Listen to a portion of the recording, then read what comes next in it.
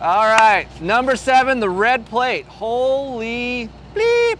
Man, Aaron Plessinger, Jay Dungy is his wrench. This man needs no introduction. Like, if you want to follow someone really fun on Instagram, this gentleman right here, it's great. It's unbelievable. I'm a fan for life. I brought him out here to talk about the number 7. All right, so we did chase. I talked to Carlos. I'm here with you now. I feel like you're gonna give me some more information than Zim, so let's try to break this thing down a little bit. All right, look, we know AP isn't a test rider.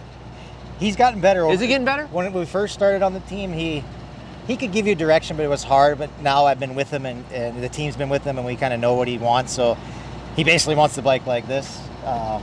We call it choppered out in a way. He's been choppered from the Yamaha days. Like, but with the way we got this bike this year, you ride it in the pits, it don't feel choppered out, but we just have the balance just a little bit front end high and rear low. But anytime the bike gets like this, it's a no-go. So he does not. He just shuts down. What affects when it's like that? What does that affect on the track? Is this not cornering? For him, if it starts getting like this, it still looks good watching him, but he just mentally he does not like it. When that rear comes up his butt, he just shuts down, and I think it's just him growing up. That's just what he's liked, and so that's the biggest thing the last couple of years. We just give him what he wants, and he might not be able to tell you how he wants it, but we can dissect it, and we've been able to help him a little bit. But he's actually turned into a pretty good test rider lately. Wow, that's amazing. Aaron, good job, Aaron. Nice work.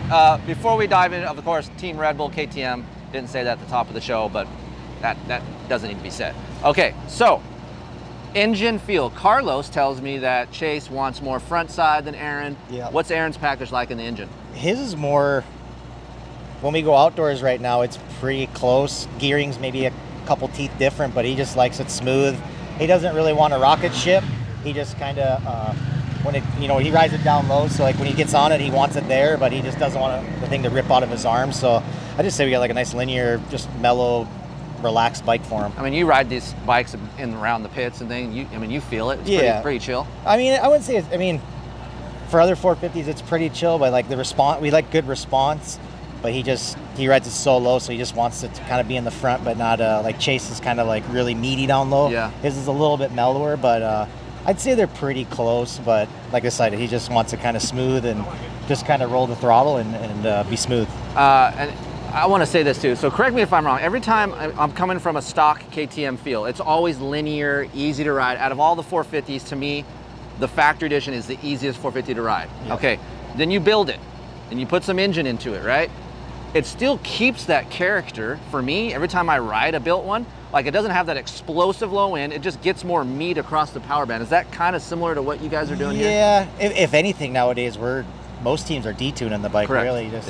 So we just make it, kind of bring the power more usable for him, but I would say we're not too far off how production is. Like we stay somewhat close, but if anything, we just put a better, like higher end material just for racing, just because like these guys are in Supercross, they're always shifting. So is that the biggest difference between a factory engine these days versus just a stock engine? It's just the factory trannies, and there's a couple stuff we can do on the factory side, and we mess with cams and all the good stuff. But the biggest thing for us is mapping, is where we really hone in and fine tune it for each guy. Could someone out there say, like, I'm going to try to make my KTM the factory as it can? Like, you guys use normal, vendored pistons, like guys can go buy this piston, cams, or is this all this stuff built for you guys? A lot of this stuff is just built for us, but nowadays I feel like every platform's so good, you could get a bike pretty close where you could take a privateer and they could compete with the factory guys. But if anything, it's just the durability on our parts. We know how many hours we can go, and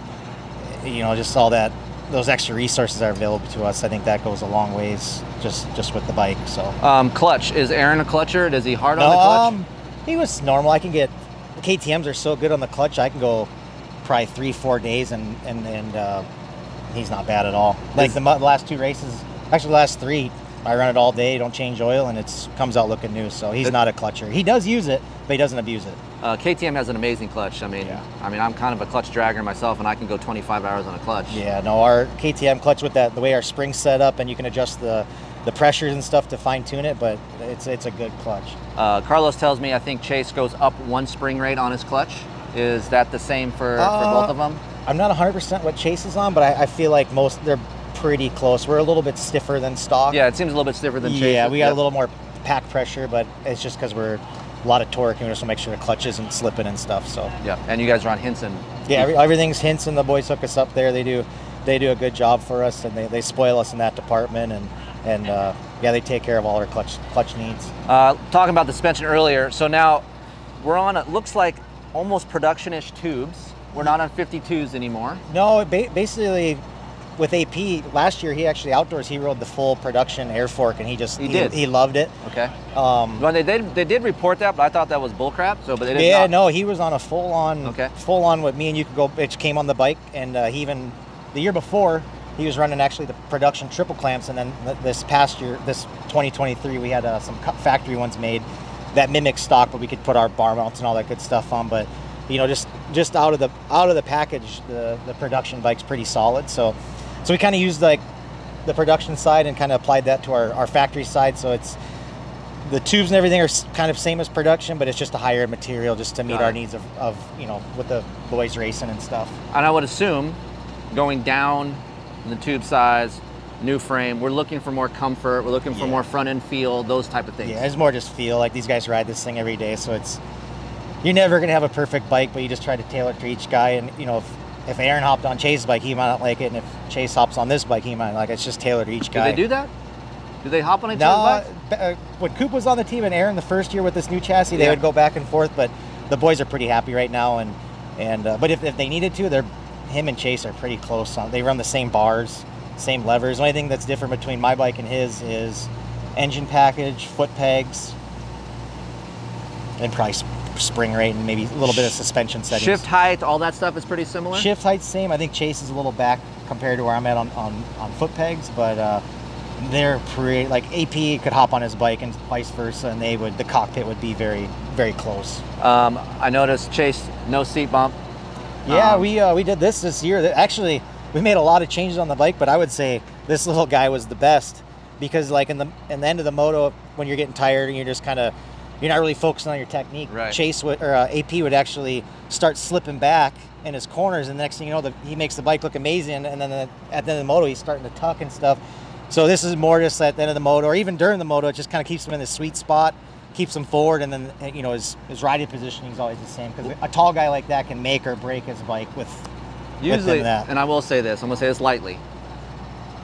This year, his technique looks better than last year.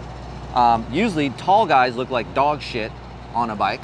Yeah. AP doesn't really look like dog shit this year. I mean, I would put a little bit more on him. He's been really focusing on his technique. Like after Destinations, he kind of had a little mental talk with himself, and he's just been really trying on not even doing his homework with training and stuff, but working on his technique during his motos instead of just knocking out the moto and just getting it done. He's been trying to do technique, but this little guy, actually, I'll give it credit. Me and Seth, our guy down at Baker's factory, works for us. He thinks that was a big key to AP this year. So he's 5 ribs back. It's 5 rib for Aaron's pleasure right here. Yeah. So speaking of the shock, we talked about how he's rear end low, front end high. Is the sag numbers correlate with that? Is he a low sag guy? 110, 108? We run like 104-ish. Oh, so it's fairly normal. It's normal. Like, it's just like how I the said, shock sits. Yeah, just how the shock sits and how the front end's a little bit stiffer than the rear. That's just how he likes it. Yep. So, like I said, it's just preference. But yes, as far as settings, I think the boys are very close, and it's just more tailored to him how he likes it. Okay, so Akrapovic offers you guys the mufflers. Do they change head pipes at all? Yeah, no, they're always trying to get better. So they usually they have a bike and they dyno, and they give us their best foot forward. We usually get 2 or 3 options every year to try, and actually both guys picked this longer header pipe. Just it had good bottom and good mid. Handlebar setup, what are we on? He's on 827 with I don't even know the part number of these grips, but they're white. They're like soft, extra soft. We can't get these yet, people, but I think Renthal will sell these at some point, but very tacky. They're very tacky, soft, and it's more, I think these guys do so many laps, they just, the blisters, they just, it's jacks with their hands. So yeah, they actually made this, I think Paul had this made at Renthal when I was over at Honda with Chase. And then when I came over here, I was like, hey, give us those grips. And now, I think 60% of the guys are either running this, or a lot of them are going to that their extra tacky mud Renthal grip. Yeah, very tacky. He can moves around a little bit, and he's not too picky on the bar underneath. He likes half waffle. That's it. Yeah, just half waffle. He's pretty. When it comes to pickiness on the bike, AP, like I said, it's just this. Everything else, as long as I do my job right, set levers, he's a happy camper. 827 stock length, not cut. No cut. No, everything's. I think it's either 810 or 820. I can't remember what production is on those, but I don't cut them. 811 is the length. 811. That's yep. it. Yep. And is he on riser on the bar He's mount? on 45s. I kind of taller just because he's a taller guy, but he's been the last couple of years 45 height on his bar purchase. Chase on 35, Aaron on 45, solid mounts. Yep. Roger's always had us on solid mounts. He's just a firm believer on that. These guys scrub so hard sometimes that they can actually bend them out when they scrub. And then if we crash, sometimes it's good to have the rubber mount, but if you crash, a lot of the Japanese manufacturers, they'll stick, and then you're kind of like, it's that risky take, but we get our comfort out of the fork, so they're not too picky. And you said this is not, it may look like the FE clamp, but it isn't. It's similar. We basically, between Europe and America, with our racing, because we have so many riders across the board, we honed in on one clamp that was kind of universal for both applications. And then, like I said, Jeffrey's on this one, I think, over in Europe, and we're on this over here, and everybody seems to be happy campers. So Chase on a stock offset, no races. What's AP? AP's 22? He's 20, yeah, he's just a stock production offset. Yeah. I mean, that says something for you guys out there. The stock 22 mil is, yeah. is really I think production comes 22 as yes, well. sir. I think you can change it with the factory clamp. 22 and 20. Yeah, but we're usually, nowadays, I think most of your guys are just 22s across the board. Final drive, 1452, nothing's changed there. Yep. Those guys are on the same thing. You guys are on DID whole wheel sets this year? Yeah, this year is new for us. They came out with these new hubs and spokes, and hopefully they're available to the public soon. But yeah, I think they're making a big push, and they've been really on top of it. Boys go ride the moto, spokes stay tight, and they're strong. So. Carlos does all of the wiring harness, but have you ever did one before yourself? We can tinker with it, but he's the guy. He doesn't trust. Yeah, he's the guy to do it. So we'd like to have one guy do it, but yeah, he shortens it up from production and just makes it more user friendly for us because every weekend they're coming apart, so it just makes it, in case of fire drill, if you have to change it, it's just simplified for us. So. Okay, a couple last questions. We'll wrap it up here. What are you the most proud of? Because you're in this thing every single day. What do you come out here and be like, you know what? I'm a badass mofo right here. Where are we at? Oh man, it's hard because with our frames we can't scrub them. I like putting graphics on. I've liked that since I was a kid. I mean, that's very impressive. There's not a bubble on this thing. We work close with the boys at Decal, and they do some really cool stuff for us. There's some stuff that's minimized right here. This year, just because we wanted to. I mean, we got a lot of lightweight parts. We dropped weight quite a bit from the last couple of years. So I had them. They cut all the little excess graphic out. So I was pretty proud of that this year. But I'd say graphics. Yeah, I'm pumped on the graphics. Another cool little thing Jay told me about earlier is you guys made this piece in house. Yeah, actually, one of our guys at Troy Lee, Jake, he took the production setup, and we made our own little cover, and we housed our little GPS unit in there, so it's kind of not mounted on the. Most guys hide them between the triple clamps or on the radiator, so we just put it out front, and then it gets good signal, and it's out of the way. It's awesome. Looks great. Been asking all these guys, and I know some of your backstory, but obviously for the people at home watching may not be familiar. How'd you get involved in this? Obviously your whole family races, Ryan, we know all that, but do you still like to ride dirt bikes? Do you you're around it all the time, and these guys, when they go home, they turn it off. I think I would want to turn it off because you're around it all the time, but do you still have that urge, man, I want to go trail riding or do something? I'm out of shape, so I don't, if I ride, I'm oh, I'm too sore. But I'll take his bike every now and then. I'll put his helmet on and go ride Supercross for a lap just to mess around. That's awesome. I get gnarly on pump, but yeah, just growing up, we had, between me and my three brothers, we had 15, 16 bikes, and it was too much for my dad, so I just help him, and that's kind of how I learned, and then just kept learning little tricks. And how many years you been in here, the business? I started doing it for I was my brother's practice mechanic in 07, and then I didn't get onto a factory team till 2009.